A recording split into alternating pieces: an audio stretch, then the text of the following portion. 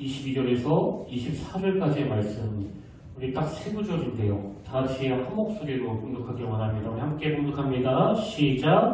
보라, 이제 나는 성령에 매여 예루살렘으로 가는데 거기서 무슨 일을 당하는지는 알지 못하노라. 오직 성령이 각 성에서 내게 증언하여 결박과 환난이 나를 기다린다 하시나 내가 달려갈 길과 주 예수께 받은 사명 곧 하나님의 은혜의 복음을 증언하는 일을 마치려 하면은 나의 생명조차 조금 더 귀한 것으로 여기지 아니하노라. 아멘. 할렐루야. 반갑습니다. 우리 함께 인사 나누기로 원합니다. 참 잘 오셨습니다. 주님의 이름으로 축복합니다.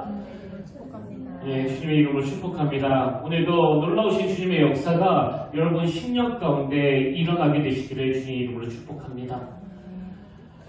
제가 최근에 읽은 책 중에서 나는 왜 이 일을 하는가 이런 제목의 책이 있는데요. 저는 그 책이 나오는 세무얼 랭리 교수 이야기가 참 흥미로웠습니다. 이 세무얼 랭리 교수가 누군가 하면 그 라이트 형제의 라이벌이었는데요. 그 라이트 형제 다 아시잖아요.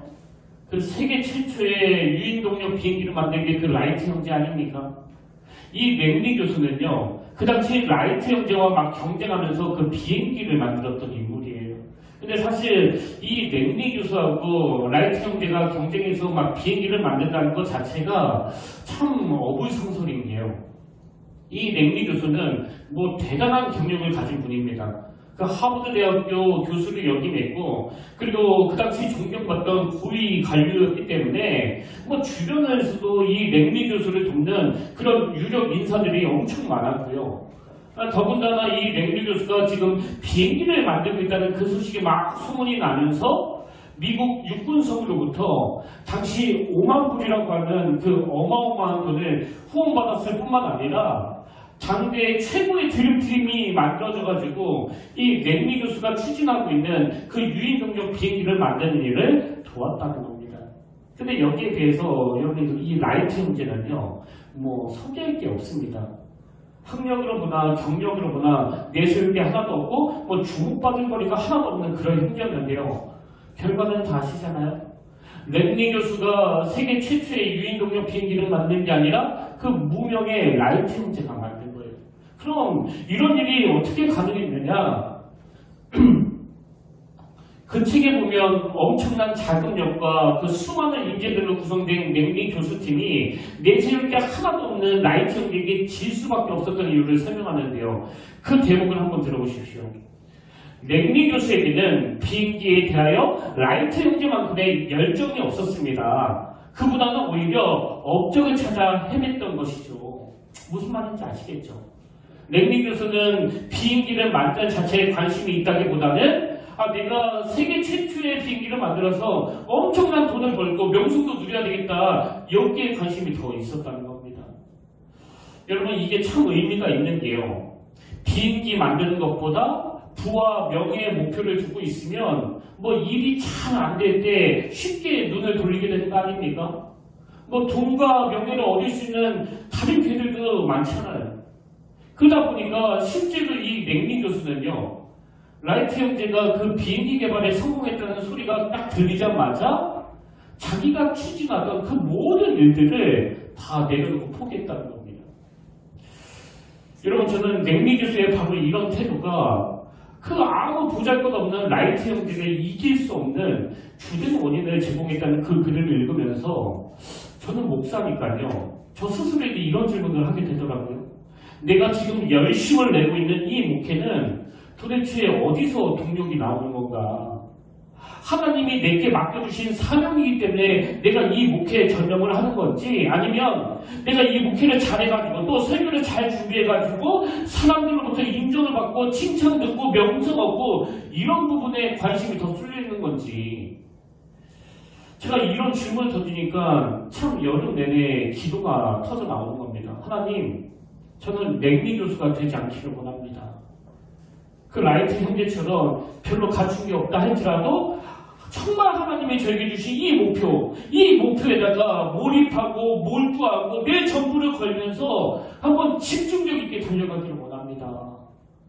저는 오늘 이제 무더웠던 여름이 지나가고 가을이 되는 이 시점에 저 여러분 모두가 다 하나님께서 우리에게 원하시는 그 은혜의 길이 무엇인지를 고민하는 그런 예비 시간이 됐으면 좋겠습니다. 이게 제가 이 책에서 이번 여름 내내 도전을 받았던 한 가지 포인트고요. 그런가 하면 또 한 가지 저를 흥미롭게 하는 포인트가 있었는데, 그 지평설이라고, 뭐 옛날 사람들은 지구가 그 평평하다고 믿었지 않습니까? 그래서 그 책에 옛날에 이 지평설을 믿었던 사람들 막 지적하면서 무슨 이야기를 하는가 하니까요. 자, 이것도 내용을 한번 들어보십시오. 대다수의 사람들이 지구가 평평하다고 믿었던 것은 그리 오래전의 일이 아니다. 그 다음에 중요합니다.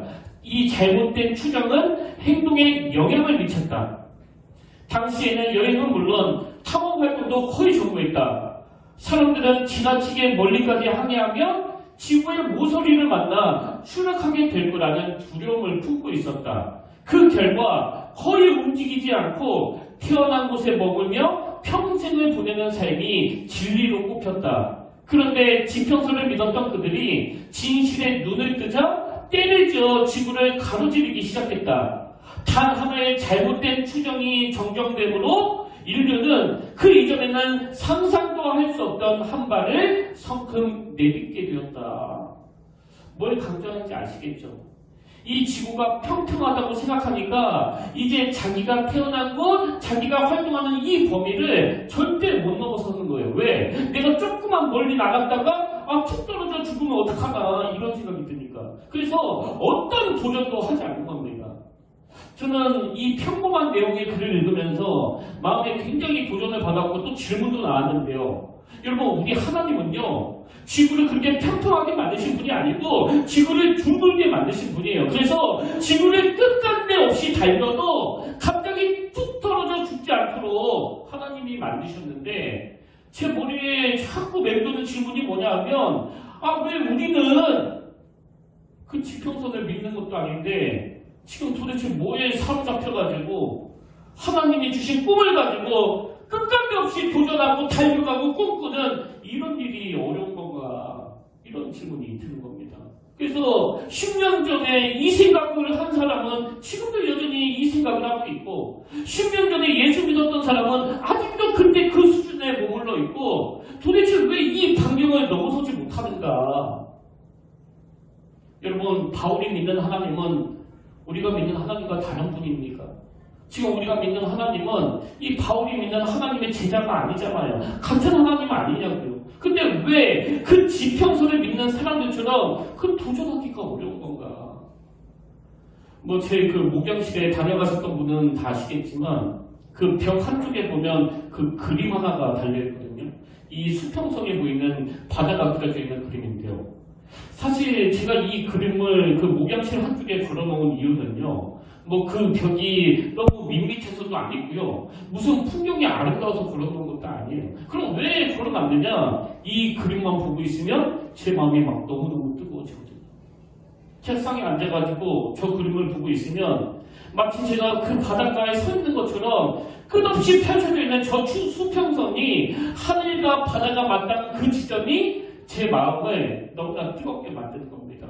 그리고 그 마음의 뜨거움을 가지고 제가 하나님 앞에 이렇게 선포하는 거예요. 하나님, 한번 끝까지 없이 달려가기를 원합니다. 저 수평선을 바라보며 거침없이 달려가기를 원합니다. 그저 찰싹찰싹거리는 그 파도에 발만 디딘 상태에서 그 지평선을 믿는 그 사람들처럼 뭐 파도가 무서워서 여차하면 도망갈 꿈이나 하는 이런 인생이 아니라 담대하게 주님이 주시는 힘으로 내 남은 생애에 한번 모든 걸 다 쏟아부으면서 달려가기 원합니다. 그런 의미에서 여러분, 목회자인 저도 저런 그림을 보면서 하나님이 주신 사명으로 다시 무장하려고 애를 쓴다면 여러분은 어떠세요?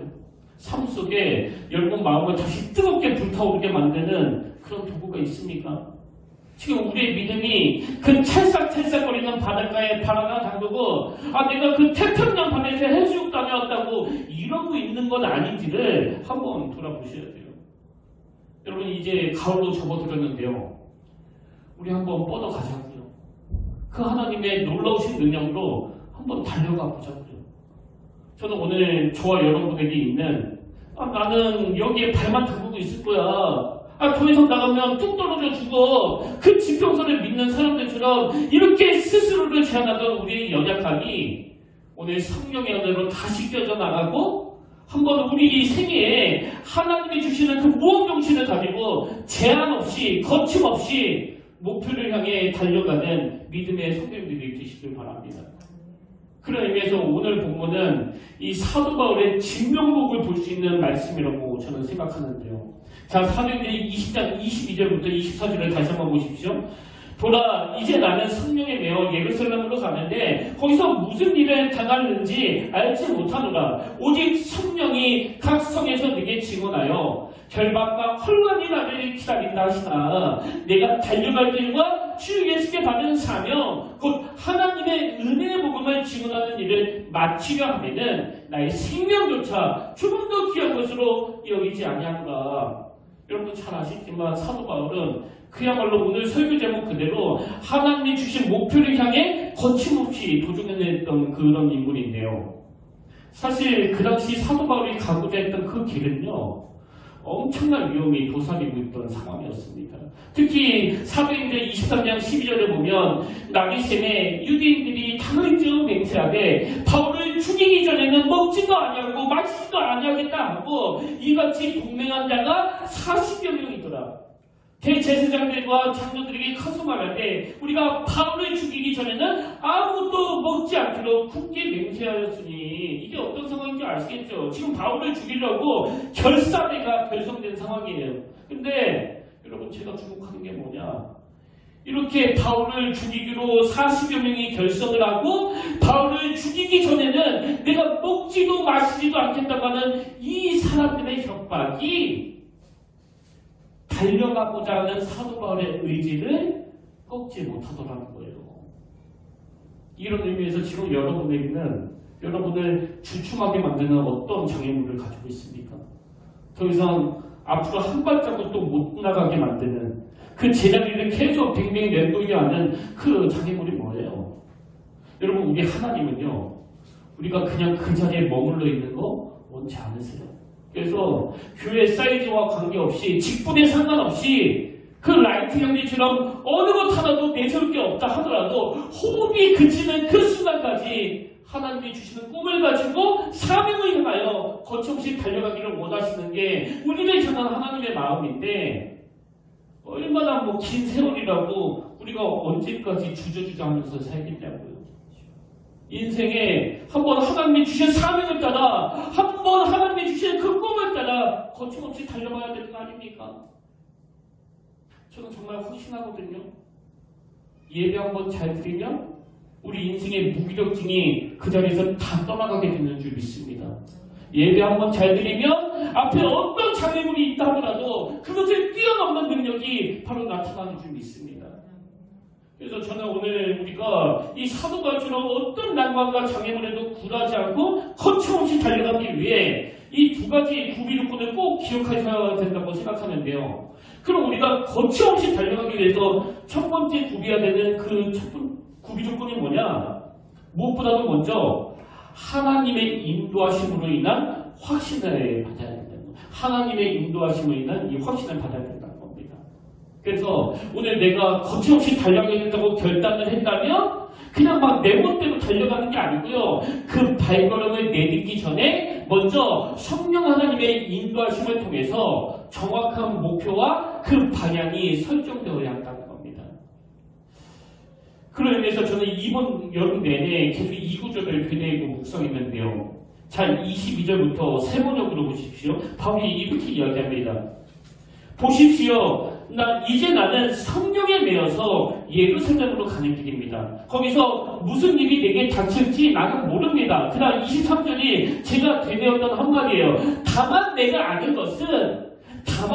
것은 성령이 내게 일러주시는 것뿐인데 어떤 도시에서든지 초옥과 환란이 나를 기다리고 있다는 것입니다.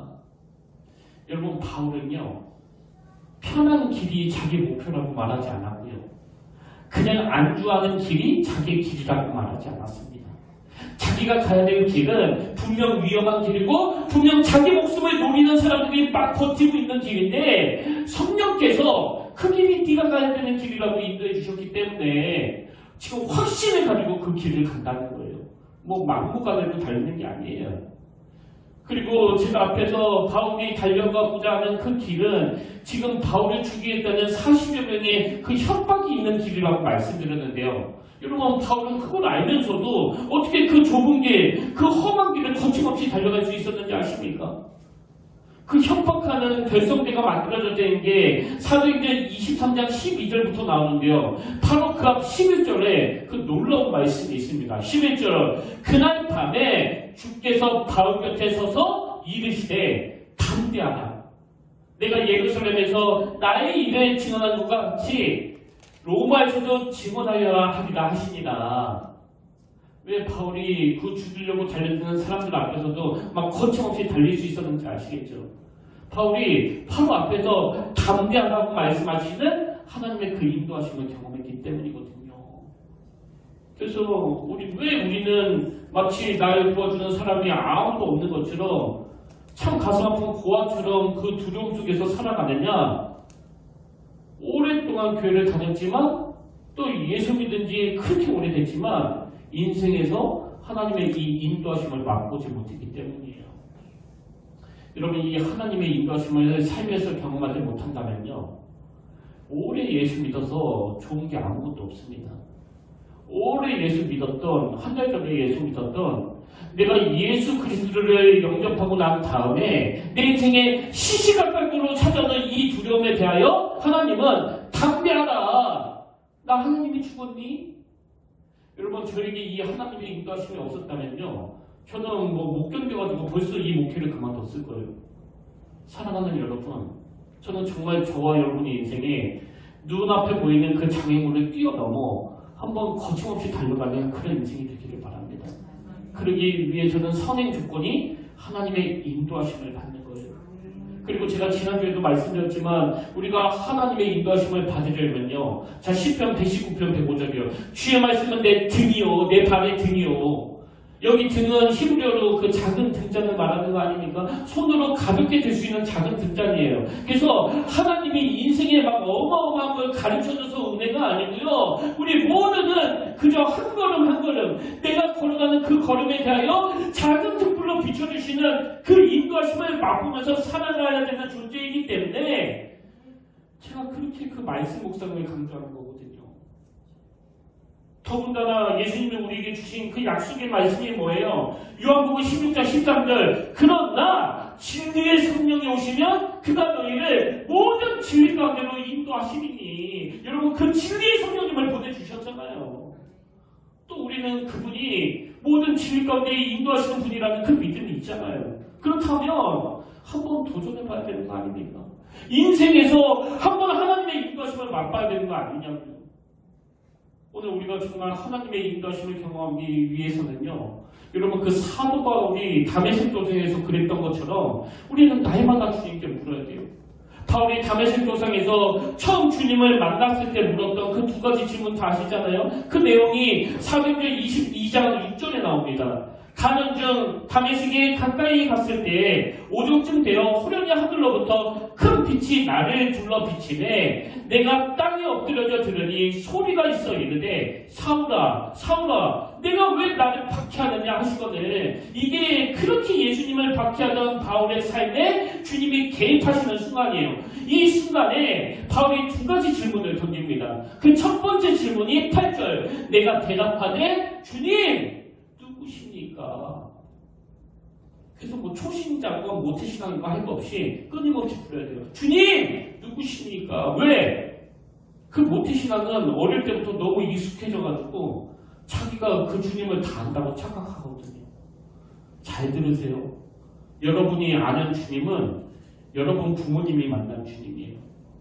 그렇기 때문에 그 주님이 나의 주님이 되기 위해서는 끊임없이 물어야 돼요. 주님 누구십니까? 주님은 저에게 어떤 존재입니까? 주님은 저에게 어떤 의미를 가지고 있습니까? 그러면 주님이 말씀을 통해서 당신이 누구신지 너무나 세밀하게 알려주신다는 사실이에요.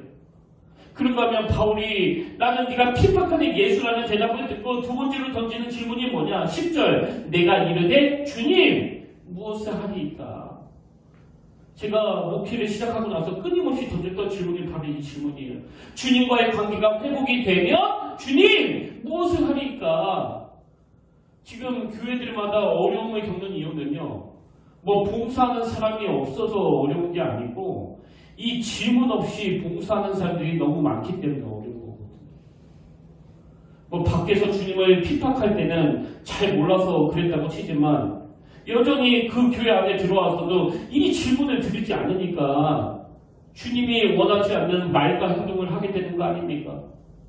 제가 목사로서 가장 두려운 게 바로 이거예요. 저는 나름대로 열심히 목회했다고 생각했는데 나중에 하나님 앞에 갔을 때 이게 하나님과 상관없는 일이거나 하나님이 원하지 않는 일이라면 어떻게 되겠느냐고요.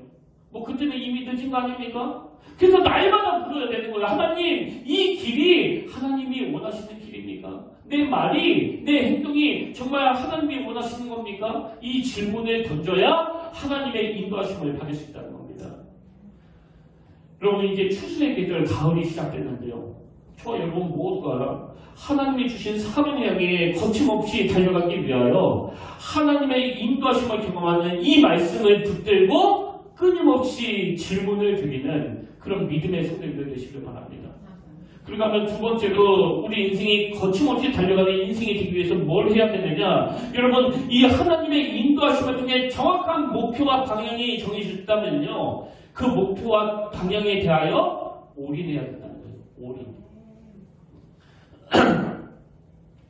제가 이 올인 이걸 국어선에서 찾아보니까 한 가지 일에 모든 힘을 쏟아부음.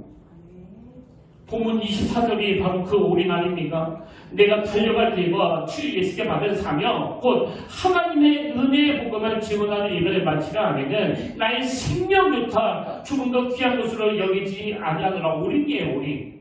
뭐 모든 분들이 다 그러시겠지만요. 저도 돌아보면 제 인생에서 너무나 중요한 순간들이 그 머릿속에 막 스냅 사진처럼 저장되어 있는데요. 그 여러 순간들 중에서도 제 인생에 그 전환점을 가져다 준 그 한 사건. 이게 제 머릿속에 그 스냅 사진으로 저장되어 있는데 그 장소가요. 놀랍게도 회계학과 교수님 방이에요. 회계학과 교수님 방. 이게 무슨 말인가 하면 제가 이제 그 하나님의 부르심에 순종해서 목회를 해야 되겠다고 결단하고 2학년 마치자마자 그 신학교로 편입해서 갔잖아요. 근데 신학교에 들어가기 전에 한 번은 그 회계학과 교수님이 저를 부르시더니 그 명함 하나를 주시는 명함 하나를 보니까 뭐 모든 사람이 다 알만한 대기업 대표 명함이에요.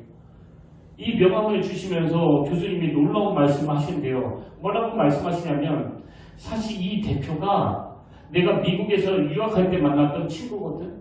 그래서 지금도 굉장히 그 친하게 지내고 있는데 내가 그 친구에게 의수 너를 추천했어. 다 이야기해놨으니까 졸업하면 거기 가서 일해. 이게 뭐 얼마나 그 고마운 이야기예요. 뭐 언제든지 갈 수 있는 그 직장이 생겼다는 게. 그래서 막 기분 좋게 그 명함을 들고 나가고 있네요. 근데 여러분 부끄럽지만 신학교를 졸업한 이후에도 제가 그 명함을 보면서 마음이 얼마나 흔들렸는지 모릅니다. 여차하면 그 회사로 도망가고 싶은 거예요.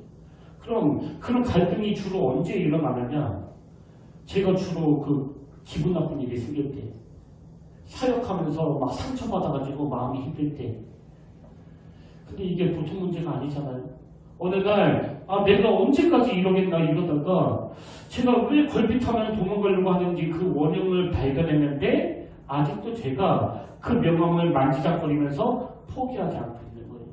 이게 저를 굉장히 혼자하게 만드는 겁니다. 그래서 이 불씨를 없애야 되겠다고 막 결심하고 바로 그 교수님을 찾아가 그 명함을 반납하면서 참 떨리는 목소리로 이렇게 말했어요. 교수님, 이 명함 저에게 필요 없을 것 같습니다. 다른 분 주시라고. 그 인간이 참 어리석은 게요. 끝까지 이렇게 뭐라고 명함 반납하고 돌아서 나오는데 그렇게 막 마음이 허전하고 괜히 반납한 것 같다 막 이런 생각이나 들고 그랬는데 여러분 저의 목회는요 단언하지만 그날이 진정한 첫날이에요. 제가 그 명함을 반납하고 오니까 막 마음이 막 비장해지더라고요. 이제 나는 여기서 적응 못하면 돌아갈 곳 없다. 이제 끝장이다. 이게 올인이에요. 이게 올인이 뭐라고요? 한 가지 일에 모든 힘을 쏟아부어. 그런 의미에서 오늘 우리는 그 발걸음이 너무 산만한 거 아닙니까? 여기 돌리고 또 저기 돌리고 너무 많은 곳에 그 에너지를 쓰고 있는 거 아닙니까? 하나님께 올인하셔야 돼요. 올인하셔야 돼요. 저는 하나님께 감사한 게 참 많은데요. 그 중에서도 다른 잔재주가 없다는 게 저는 너무나 감사해요. 그리고 관심 가는 게 아무것도 없다는 게 또 얼마나 그 감사한지 모릅니다. 왜? 만약에 목사가 설교하는 것보다 설교 준비하는 것보다 다른 게 더 재밌으면 목회는 그 교회는 어떻게 되겠냐고요. 그 쓸데없이 마음에 갈등만 생기는 거 아닙니까? 그래서 저는 그 마음의 갈등을 미리 없애주셔 하나님께 참 감사하면서 계속 약속을 드리는 거예요. 하나님, 제가 목회보다 더 재밌는 거 하지 않게 해주세요. 설교 준비하는 것보다 더 재밌는 게 내 인생에 없기를 바랍니다. 그래서 제가 신학교 후배들을 만날 때마다 맨날 하는 이야기가 그거예요. 우리가 밥을 먹는 이유는 힘을 얻어야 목회할 수 있기 때문이고, 밥을 먹지 않고 금식하는 이유는 그래야 목회에 더 집중할 수 있기 때문이고, 우리가 잠을 자는 이유는 컨디션을 좋게 해야 목회할 수 있기 때문이고, 잠을 자지 않는 이유는 성도님들에게 그 양질의 말씀을 전하기 위해서야. 한 번은 올인하자는 거거든요. 그런 의미에서 여러분, 목회자가 이런 마음으로 목회할 때 성도님들은 연세 동안에 시시하게 살지 않으시길 바랍니다. 꿈을 가지고 달려가시는 거예요. 그래서 요즘에 영적으로 좀 막 무기력한 분이 계시다면요, 주말마다 그 제 방에 들어오셔서 저 그림이라도 보세요. 시간이 좀 여유 있는 분은 동해라도 그 서해라도 다녀오시고요. 그리고 끝없는 펼쳐진 그 수평선을 바라보면서 우리가 하나님 앞에 한번 꿈을 가지고 거침없이 또 막힘없이 달려가길 원합니다. 제가 최근에 그 TV를 보다가 그 신조 하나를 듣게 됐는데요. 아마 들어보신 분도 계실 거예요. 요즘에 특히 그 청년들이 뭐 이망생 이런 말을 쓴다고 하는데, 제가 엊그저께 아내한테 이망생이 무슨 뜻이냐고 그러니까 자기도 모른다고 하더라고요. 여러분 혹시 이 이망생이라는 말 들어보셨나요? 이망생? 제가 찾아보니까요, 이게 무슨 말이냐면 이번 생은 망했다. 이걸 줄인 게 이망생이래요. 근데 여러분, 예수 믿는 사람은요, 절대로 이런 말 쓰면 안 됩니다. 이번 생이 망했으면 그냥 그걸로 끝이에요. 다음 생 없습니다. 이번에 망하면 그냥 망하는 거예요. 그리고 저는 그렇게 말하는 사람들에게 진짜 이렇게 되고 싶어요. 인생에서 한번 올인해 보기는 해봤습니까? 인생에서 한번 모든 걸 걸고 달려가 보기는 해봤습니까? 아니, 하나님이 살아계시는데 내가 겪는 이 수많은 슬픔과 아픔이 재료가 되어 하나님이 어떻게 쓰실 줄 알고 함부로 그런 소리나 하고 있느냐고. 사실 저는 이번 여름 내내 마음이 좀 막 비장해지기도 하고 또 감사해지기도 하고 또 아프기도 하고 여러 막 복잡한 시간을 보냈는데요. 이번 주도 제가 그 어머니 뵈러 대전을 다녀왔거든요. 사실 저희 어머니가 연세가요 48년생이시니까 만으로 그 75세예요. 75세. 그리고 젊을 때부터 주로 몸으로 하는 일, 세탁소도 하시고 가정부도 하셔가지고 아프지 않은 곳이 없어. 제가 대전에 내려갈 때마다 그 등에다가 파스를 붙여드리는데요. 지금 하시는 그 요양보호사 일도 막 다 몸으로 하는 거 아닙니까? 제 어머니하고 주중에도 계속 통화를 하는데 제 어머니 이야기를 들어보면요, 그 일은 정말 그 요양보호사 그 일은 3일 없이도 못하는 일이에요. 그래서 저희 세 자녀들이 다 어머니를 걱정하면서 제발 일 좀 그만두시라고, 우리가 매달 어떻게 해서든 용돈 드릴 테니까 그냥 집에서 쉬시라고 말하는데요, 어머니는 대꾸도 안 하시는 겁니다. 그래서 제가 대전에 내려갈 때마다 막 하루가 다르게 연로해 가시는 그 어머니를 뵈면서 마음이 참 아픈데요. 근데 이번 주에 어머니와 대화를 나눴는데 뜬금없이 저에게 이런 말씀을 하시더라고요. 의수야, 네가 보기에도 엄마 많이 늙었지. 근데 엄마는 힘 닿는 데까지 일할 거야. 근데 제가 그 다음 말을 들으면서 막 마음이 울컥했는데요. 그 말을 들으면서 왜 엄마가 힘 닿는 데까지 일하려고 하시는지 알게 된 거예요. 그 다음 말씀이 뭐냐니까, 일수야, 네가 보기에도 엄마 많이 늙었지. 근데 엄마는 그 힘 닿는 데까지 일할 거야. 왠지 아니? 나에게는 아들이 하나님의 교회를 잘 세워나가도록 돕는 그 사명이 있거든. 제가 나오자마자 막 받아 적었어요. 잊어버릴까봐. 여러분, 사실 아들 입장에서는 그동안 자식 셋 키우시느라 고생하신 것도 마음 아프고, 이제는 좀 쉬실 나이가 됐는데도 계속 일하고 계시는 그 어머니가 마음이 쓰여가지고 좀 쉬시라고, 일 그만두시라고 말씀드리지만, 여러분, 우리 어머니는요, 당신이 일해야 되는 이유를 가지고 계시는 겁니다. 지금 아들이 그래도 목사가 돼서 주의 길을 가고 있는데 내가 그 아들을 도와 그 교회를 세워야 되지 않겠느냐고. 그래서 제가 월요일에 대전에 내려가면요, 저는 조금이라도 더 같이 있고 싶은데 항상 어머니는 빨리 도서관 가서 설교 준비해라. 설교 준비 대충 하면 성도들이 제일 먼저 눈치챈다. 이렇게 자꾸 재촉하시는 거예요.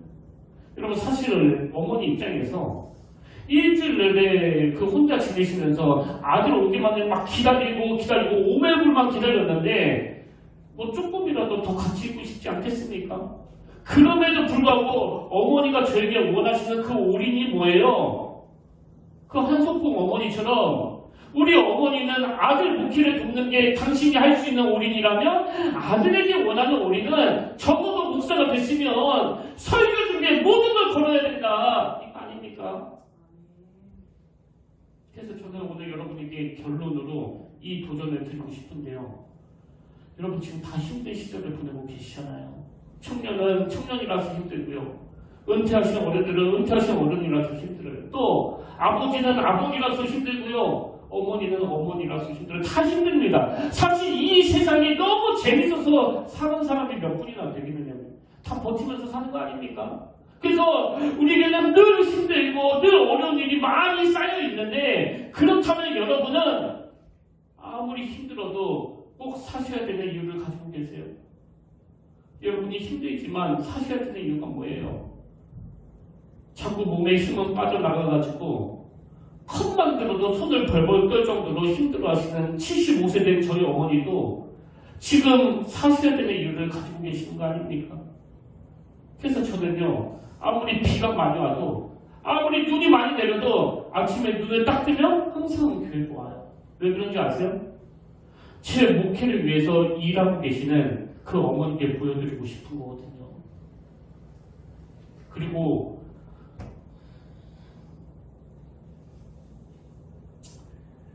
우리 어머니가 믿는 그 하나님께 제가 보여드리고 싶은 거 아닙니까?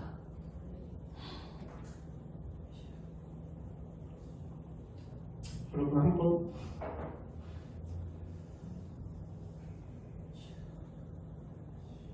주님께 올인하는 그런 삶을 사시기 바랍니다. 그래서 저는 사역하면서 참 마음이 힘들 때마다, 또 포기하고 싶을 때마다 예수님이 십자가에서 하신 그 가상치런, 그 6번째 말씀을 늘 들리는데요. 그게 요한복음 19장 30절에 나옵니다. 예수께서 심포들을 받으신 후에 이르시되 다 이루었다 하시고 머리를 숙이니 영혼이 떠나가시리라. 저 힘들 때마다 종종 이 말을 들려요. 다 이루었다. 여기 다 이루었다 하시고 할 때 다 이루었다. 이게 헬라어로 테텔레스타이라는 단어인데요. 이 단어는 제가 어느 글에 보니까 아이들이 선생님이 내주신 숙제를 다 마치고 제출하면서 하는 말이에요. 그리고 병사가 자기 임무를 다 완수한 후에 상관한테 보고할 때 쓰는 말이라는 거예요. 여러분 아시지만 예수님은 이 땅에 오셔서 십자가에서 당신을 내어주시기까지 우리를 새로운 피조물로 만드는 일에 다 올인하신 분 아닙니까? 그 작품이 바로 우리예요. 근데 이게 감동으로 다가오지 않으면 그 찰싹찰싹거리는 물에 발만 담궈놓을 수밖에 없는 거거든요. 다시 말씀드려요. 여러분, 저는, 그리고 여러분은 우리 주님이 올인한 인생들이에요. 그래서 시시하게 살아서도 안 되고요. 아무 꿈 없이 하루하루 영영하듯이 사셔도 안 되는 겁니다.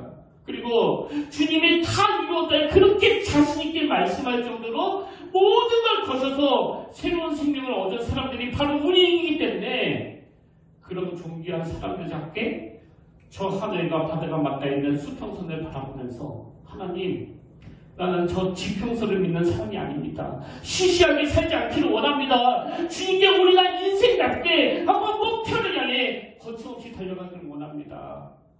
저는 오늘 이 예배를 통해서 그동안 저와 여러분에게 있었던 오랜 무기력증이 완전히 정리가 되고 사도 바울처럼 하나님이 주시는 목표를 향해 거침없이 주저함 없이 발걸음을 내딛는 믿음의 생명들 되시기를 주의 이름으로 축복합니다. 그런 의미에서 우리 이 말씀 기억하면서 이 찬양 함께 부르기를 원하는데요. 이 세상을 살아가는 동안에 나의 힘을 의지할 수 없으니 기도하고 낙심하지 말 것은 주께서 참 소망이 되십니다. 여러분, 저와 여러분 인생에서 가장 위험한 게 뭔지 아세요? 원하는 게 없는 거예요. 바라는 게 없는 겁니다. 그래서 기도하기가 어려운 거거든요. 원하는 게 없는데 무슨 기도를 하겠냐고요. 그리고 바라는 게 없는데 그 하나님의 인도하심이 왜 필요한 겁니까? 오늘 우리가 회복해야 되는 가장 중요한 건 원함을 회복하는 거예요. 원함. 주여, 내가 보기를 원하나이다. 너무 원하고 너무 바라고 너무 갈망하기 때문에 그래서 기도가 나오는 거거든요. 우리 가사를 기억하시면서 그리고 참 무기력한 지난 시간들을 떨쳐내기 위한 이 마음의 각오를 담아서 우리 함께 이 찬양 하나님 앞에 올려드리길 원합니다.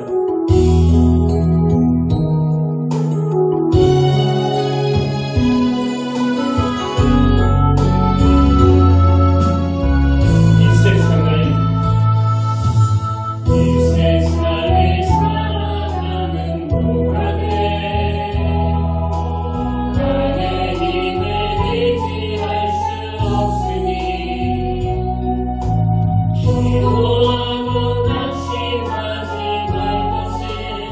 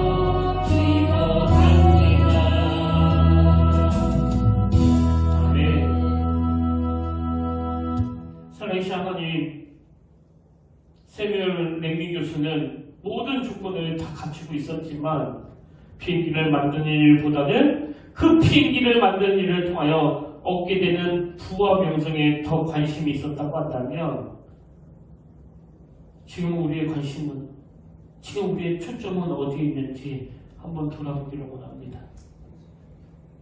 그리고 그 라이트 형제처럼 비록 갖춘 게 별로 없다 할지라도 하나님이 우리에게 허락하신 그 아름다운 사명의 길을 향하여 거침없이 달려갈 것을 결단하기를 원합니다. 오늘 그 십자가의 능력을 의지하며 다 이루었다 주님의 그 놀라운 선포를 기억하며 힘을 얻어 하나님의 인도하심을 따라 발걸음을 옮기길 원하오니 아버지, 이번 한 주 내내 주신 말씀의 능력이 우리 삶을 얼마나 풍요롭게 만드는지를 맛보고 누리는 아름답고 복된 한 주간이 되도록 인도하여 주시옵소서. 그 은혜로 함께하여 주실 줄 믿사오며 우리를 사랑하시되 죽기까지 사랑하신 그 예수님 이름으로 간절히 기도드립니다. 아멘. 이제 우리 다 자리에서 일어나셔서 파송 찬양 우리 찬양 함께 부르길 원하는데요. 세상의 부와 세상의 명예, 세상 자랑 모두 내려놓고 이 시간 날 구원하시기 위해 십자가에서 모든 걸 던지신 그 주님을 생각하면서 우리 감격으로 이 찬양 함께 부르길 원합니다.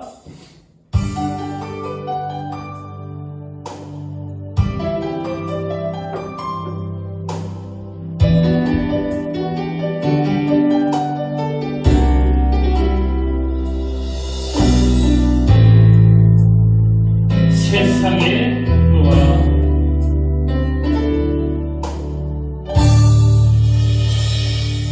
세상의 세상의 명예, 세상 자랑 모두 내려놓고 날 구한 십자가, 날 구한 십자가 다시 기뻐라.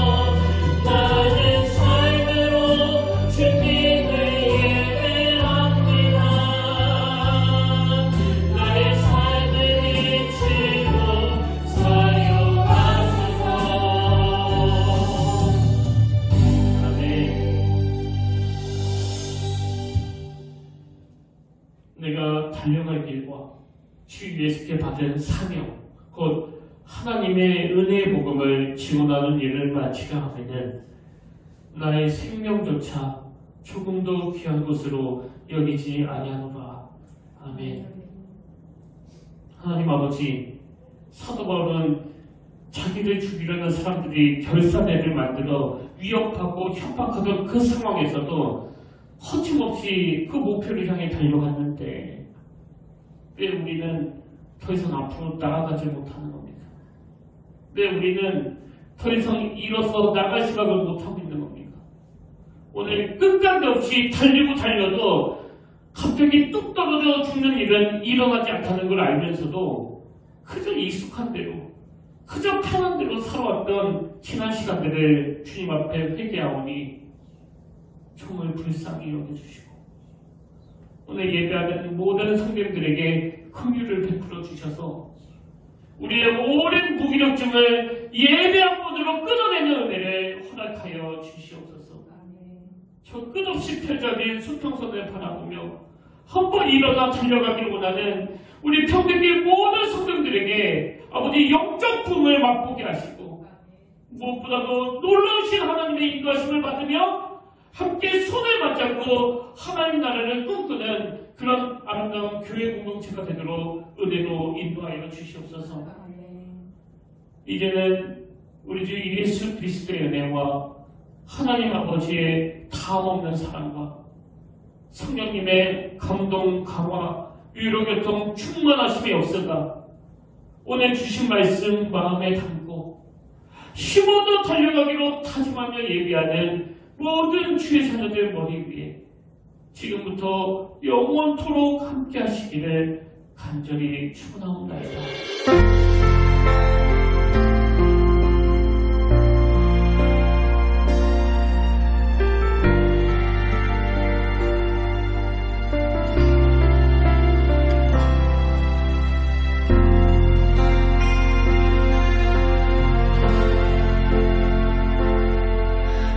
서 있는 이곳에서 높임을 받으소서.